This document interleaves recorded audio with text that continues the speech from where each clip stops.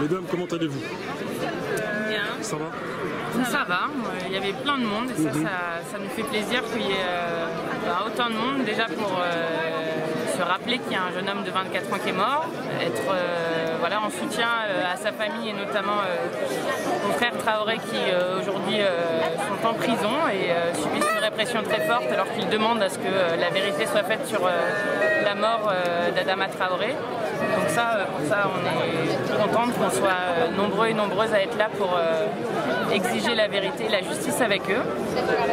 Et puis rappeler que c'est une situation qui ne touche pas que les personnes qui sont victimes, leurs familles, mais l'ensemble de la population. Ça nous concerne tous en tant que citoyens et citoyennes. Et c'est pour ça que c'est important qu'il y ait des gens qui viennent un peu de partout, qui soient en solidarité, parce qu'il s'agit de liberté et de droits fondamentaux, le droit à la sûreté, le droit d'être considéré comme des citoyens et des citoyennes comme les autres, d'être respectés et d'être défendus, y compris par la police républicaine. Donc je pense que c'est important d'envoyer le message que ça nous concerne tous et donc c'est pour ça que c'est important d'être nombreux et nombreuses en solidarité avec la famille et les collectifs des victimes de violences policières. Comment expliquez-vous la longévité de ce combat? Car quelque part c'est une première, qu'un combat contre les violences policières, qu'une famille se mobilise autant sur ce temps, sur cette si longue distance. Comment vous l'expliquez un peu cette longévité? Je pense que cette longévité est due d'abord à la ténacité et puis c'est vrai que malheureusement encore aujourd'hui les institutions n'aident pas forcément toujours les familles des victimes. On le sait pour toutes les familles, c'était le cas de la famille de Théo, c'était le cas de la famille d'Aliziri, mais malgré tout on l'a vu avec le résultat de la Cour européenne des droits humains sur le cas d'Aliziri, les combats même très longs finissent aussi par payer. Donc c'est pour ça que c'est important d'apporter la solidarité parce qu'on sait oui ce sont des parcours de combattants judiciaires, qu'il faut de l'énergie, il faut du temps, il faut de l'argent. et c'est aussi notre responsabilité en tant qu'élus de faire en sorte que ce ne soit plus le parcours de combattant pour obtenir justice. Il y a ça qui est extrêmement important, ce que tu racontes, Daniel, et puis il y a un autre point qui est vraiment important aussi pour la suite, ce qui est que c'est pas normal que dans notre pays, la France, aujourd'hui en 2018, on ait encore des gens qui, suite à un contrôle policier, on arrive à mourir dans un contrôle policier. On l'a vu encore récemment sur d'autres personnes malheureusement qui sont victimes de ça. Et là, il y a vraiment des choses à réfléchir en tant que société. C'est pas normal. Pourquoi est-ce qu'on a une pratique discriminatoire sur les contrôles au faciès à ce point-là et que personne ne veut rien faire là-dessus? Nous, on a aussi proposé une proposition de loi à l'Assemblée nationale sur laquelle on nous a en gros envoyé nous faire voir en faisant une motion de renvoi, en n'en discutant même pas sur le fond. Pourquoi on en arrive à avoir des propositions du FN de 2011 qui remontent à la surface sur la présomption de légitime défense de la police?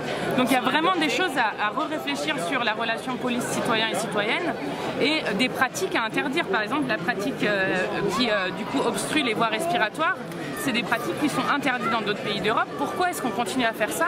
Là, on voit des statistiques qui montrent que l'usage des armes par la police est en train d'exploser.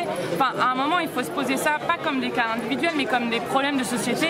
Et je pense que, pour le coup, le combat que fait la famille Traoré pour savoir la vérité et la justice sur la mort de leur frère, eh ben, c'est un combat universel sur ce point-là et qui concerne en fait beaucoup plus de cas que juste, malheureusement, le cas d'Adama Traoré. Merci à vous. Merci beaucoup. Il y aura un petit concert à la fin. Donc là, on va commencer avec les familles. Donc je sais qu'il y a des personnes qui sont en train de manger. C'est important de les écouter parce qu'ils se sont déplacés, ils ont fait le déplacement. Donc c'est important que tout le monde soit là. Est-ce que tout le monde peut s'approcher? Il y a les familles de victimes qui vont prendre la parole. J'oublie le quatrième, pardon. Le quatrième, c'est Mohamed Boukourou. Mohamed Boukourou, 41 ans, a été étouffé dans un fourgon de police, comme mon frère. Et la France a été condamnée également pour ce meurtre. Tout ça pour vous dire que notre combat est juste, il est légitime. Il s'agit de meurtres commis par les agents de l'État.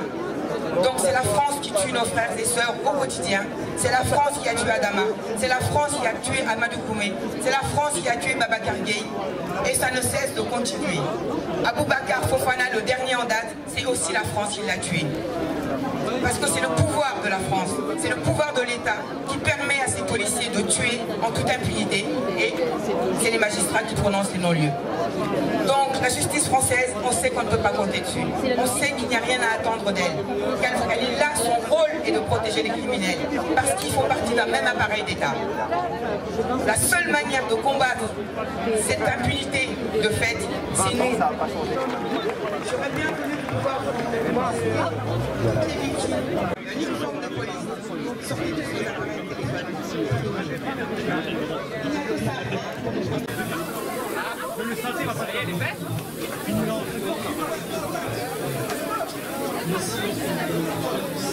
Marchier, que vous accordez du temps, que vous nous accordez quelques sourires, et ben c'est tellement beau et donc voilà, je voudrais vous dire à tous merci.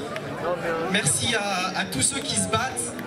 Voilà, il y a des gens, les gens qui font ça en fait sont des gens qui sont mauvais, mais à travers notre combat, à travers tout ce que l'on voit, on croise aussi de belles âmes, des gens super bien, des gens qui n'acceptent pas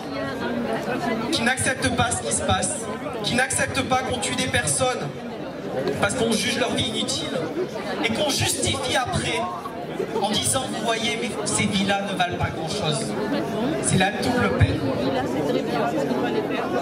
Donc, moi, je voudrais aussi remercier aussi le comité d'Adama parce qu'ils étaient venus à Clermont-Ferrand pour nous soutenir. Mon frère, il est plus là pour parler. Comme de nombreuses personnes, il est plus là pour dire qu'il avait le droit à la vie, qu'il avait des rêves. Il est plus là pour... il n'a que son silence, il n'y a que le vide, en fait, qui est là pour remplacer. Les seules personnes qui sont là pour parler sont ses bourreaux, en fait. Donc, voilà, donc je voudrais remercier le comité Adama d'être venu, de nous avoir soutenus à Clermont, même si je ne peux pas être présent tout le temps, là, de temps en temps j'essaie de faire l'effort. Mais voilà, je vous remercie de tout ce que vous nous apportez.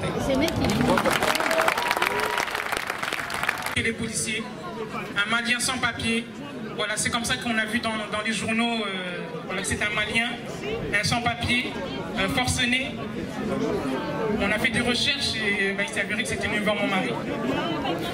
Donc voilà, il n'y a pas eu de justice, il y a eu 2 non-lieux. Donc voilà, c'est une histoire parmi tant d'autres. La deuxième, c'est récent. Aboubakar Fofana, 22 ans, qui s'est fait tuer par un CRS à Nantes, à bout portant d'une balle dans le cou. C'était mon voisin, il habite à Garges-les-Gonesse, c'était mon voisin d'immeuble. Il a été tué aux alentours de 20h, 20h30. La famille a été au courant que Aboubakar a reçu une balle.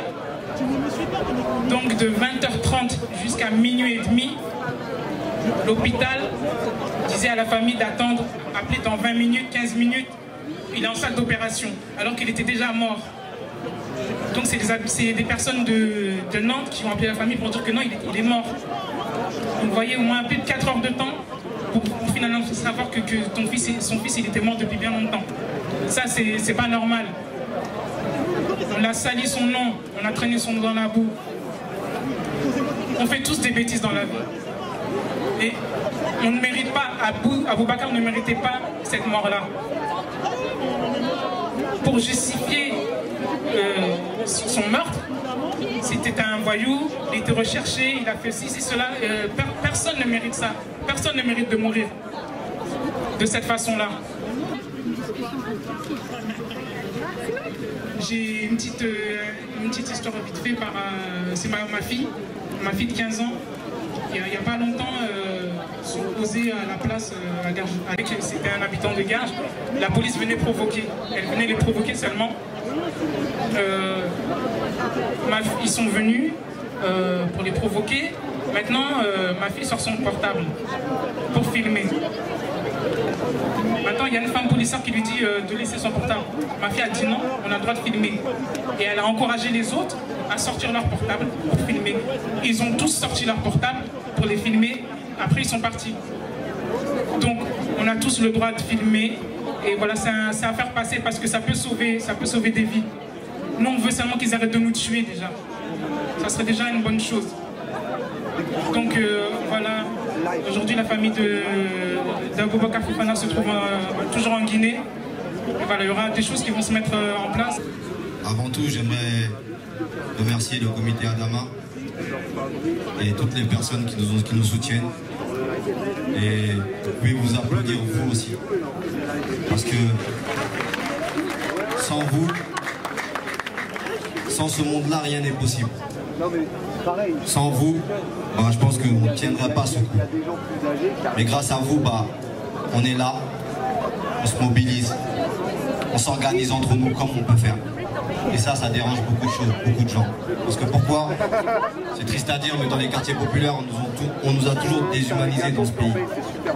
Cette si belle France qui donne des leçons de morale aux autres pays. Et quand la police tue des jeunes dans les quartiers, la justice et l'État les protègent. Et ils mentent en plus. Ils mentent sur la mort de personnes qui ont été tuées par la police. Ils ont menti sur la mort d'Adama Traoré. Ils ont menti sur la mort d'Aboubakar Fofana. Et ils ont menti aussi sur la mort de Gaï Camara.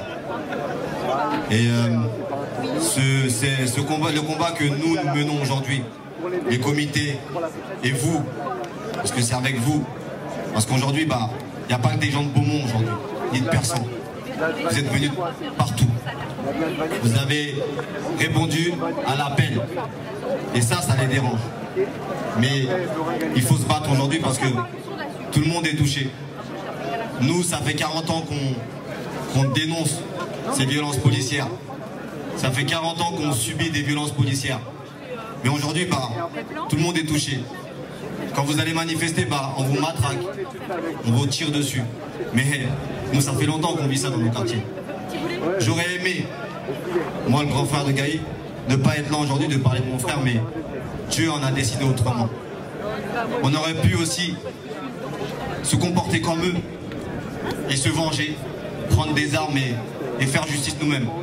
Mais on marche Et on demande la justice parce que il faut une justice. Pourquoi? Parce que si moi j'aurais commis j'aurais tué quelqu'un ou un policier, ils n'auront pas attendu autant de temps pour donner justice. Ils n'auront pas attendu autant de temps pour désigner des juges d'instruction. Ils m'ont foutu en prison. Et ils ont attendu mon jugement. Gaï Camara, il a été tué. C'est pas un chien qu'on a abattu. C'est pas des chiens qu'on tue. Donc forcément, quand on se lève, on demande une justice. Maintenant, il faut que vous sachiez tous que personne n'est à l'abri des bavures policières aujourd'hui. Personne. À n'importe quel moment, vous pouvez tomber comme ils ont tué nos frères. Gaï, c'était un jeune de 26 ans. Gaï avait toute sa vie devant lui.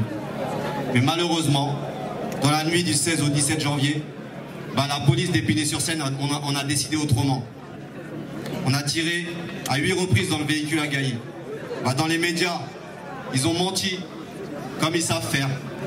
Ils ont dit que Gaï était dans un véhicule volé. Pas le bord pour eux, il y avait des témoins. Gaï a été tué dans son véhicule. Ils ont tiré à 8 reprises dans le véhicule à Gaï. Et Gaï, malheureusement, a pris une balle dans la tête. Personne, j'ai bien dit personne, ne mérite de mourir dans des conditions aussi atroces. On ne ramène pas des enfants au monde pour qu'après que la police les tue comme des chiens. Et ces policiers-là ne sont pas inquiétés. Donc l'État a donné le droit aux policiers d'ôter la vie de jeunes de quartier. Et que ces policiers-là, ils ne sont pas placés en garde à vue. Ils sont interrogés 4 heures ou 5 heures après parce qu'ils auront le temps de se concorder entre eux, de soutenir et de mentir en plus. Mais la vérité, elle sortira toujours. L'histoire Gaï Camara ne restera pas impunie, comme toutes les histoires. Nous nous mobiliserons pour demander justice. Et si l'État français ne donne pas justice, nous irons encore plus loin. Parce que ce n'est pas des chiens qu'on tue, c'est des vies humaines qu'on détruit. C'est des parents entiers qu'on laisse dans le désarroi. C'est des familles entières, c'est des villes entières qu'on laisse dans le désarroi. Et aujourd'hui, le combat que nous menons devrait être le combat de tout le monde. Et aujourd'hui, vous avez prouvé que on peut s'organiser entre nous. On peut se mobiliser entre nous sans leur montrer ce qu'ils veulent. Parce que ce qu'ils veulent, c'est quoi? C'est de nous salir. De dire, vous avez vu cette racaille. Mais c'est pas nous la racaille. La racaille, vous savez c'est qui? C'est Macron la racaille. La racaille, c'est des politiciens la racaille. La racaille, c'est cette justice qui n'est pas indépendante la racaille. Et oui, moi j'aurais pas peur de le dire. Que cette racaille, c'est pas nous. Et nous nous lèverons pour ça. Aujourd'hui, ce message, il est à faire passer à tout le monde. Comme la grande sœur l'a dit, quand un jeune se fait contrôler, les gars ou les sœurs, sortez vos téléphones. Ça coûte rien, 5 minutes d'une vie, ça coûte rien. Mais 5 minutes, ça peut sauver la vie de 10 personnes. Prenez vos téléphones et filmez-les, ces criminels. Parce que pour moi, c'est des criminels. C'est des assassins. C'est tout. Il n'y a pas de mot à dire pour ça. Pas de justice, pas de paix. Pas de justice, pas de paix. Pas de justice, pas de paix. Et il faut dire aussi, heureusement qu'il y a des sœurs qui se lèvent aujourd'hui pour demander justice pour leurs frères. Assa Traoré, elle s'est levée et elle a prouvé aux gens que c'était possible. Ramata se lève, tous les comités se lèvent pour leur dire qu'on ne se laissera pas faire. Et ça les dérange. Ça les dérange. Pourquoi ça les dérange? Ils nous mettent des bâtons dans les roues. Si ça les dérangerait pas, ils nous mettront pas des bâtons dans les roues. Si ça les dérangerait pas, on sera pas là aujourd'hui pendant 2 ans et demi, pendant 2 ans à demander justice pour Adama Traoré. C'est pareil. Pour Gaï Camara, ça sera pareil. Ils nous montreront des bâtons dans les roues, mais nous serons là. Parce que c'est le combat d'une vie aujourd'hui. C'est le combat d'une vie. Et le combat d'une vie, c'est jusqu'à la mort. Jusqu'à la mort, on demandera justice pour nos frères. Et ça, personne ne l'arrêtera. Merci. Et Bouna, l'affaire Ziad Ebouna de Clichy-sous-Bois en 2005. Donc je donne la parole à Siaka qui va vraiment vous dire un petit mot parce qu'il doit partir. Bonjour à tous.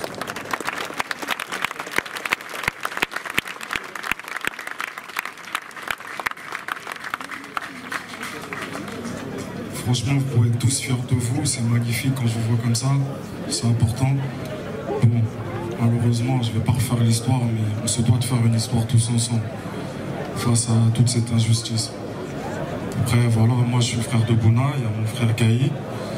Voilà, les événements de 2005, où la France a commencé à s'embraser, prendre des pas à Clichy-sous-Bois. Voilà, malheureusement, c'était deux jeunes gamins qui ont été apeurés par la police et qui ont couru. Malheureusement, ils se sont retrouvés dans un transformateur.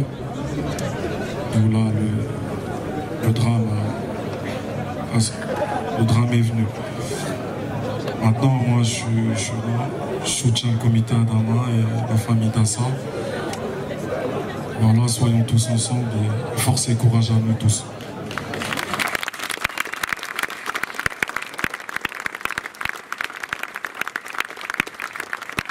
Je donne la parole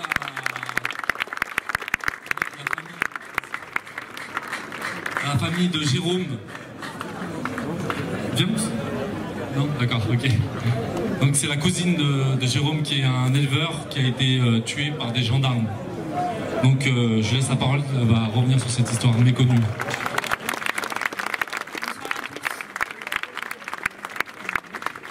Alors, comme Youssef l'a dit, Jérôme il est agriculteur en Bourgogne et il a été tué par les gendarmes.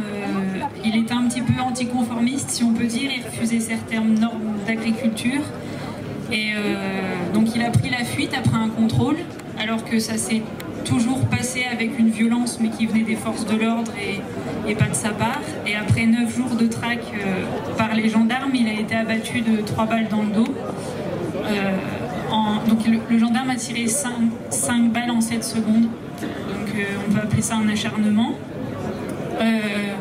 On constate que c'est toujours le même processus qui est mis en place après par la partie adverse. C'est la plaidoirie de la légitime défense, l'enquête qui se fait à la charge de la victime et à la décharge de l'État. C'est toujours le même système en bloc. Donc on peut, voilà. Donc moi je tenais à remercier le comité Adama avec toute l'équipe, Assa et toute la famille. De nous accueillir parce qu'en fait c'est malheureux ce qui se passe dans les cités, mais c'est aussi malheureux ce qui se passe en France, parce qu'on comprend que même dans les campagnes et même si on est blanc, et ben les bavures policières elles sont toujours là, et que si on veut faire quelque chose pour que ça change, et ben il faut fédérer les luttes.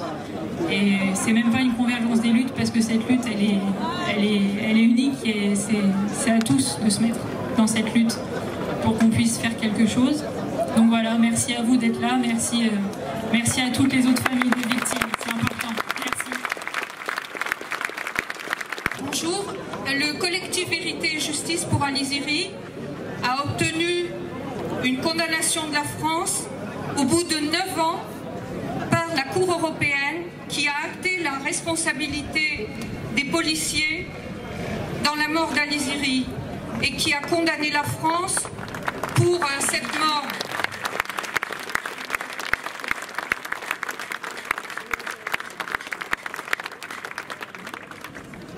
La justice française applique pour tous les morts aux mains de la police la même stratégie pour blanchir les policiers et leur délivrer des non-lieux.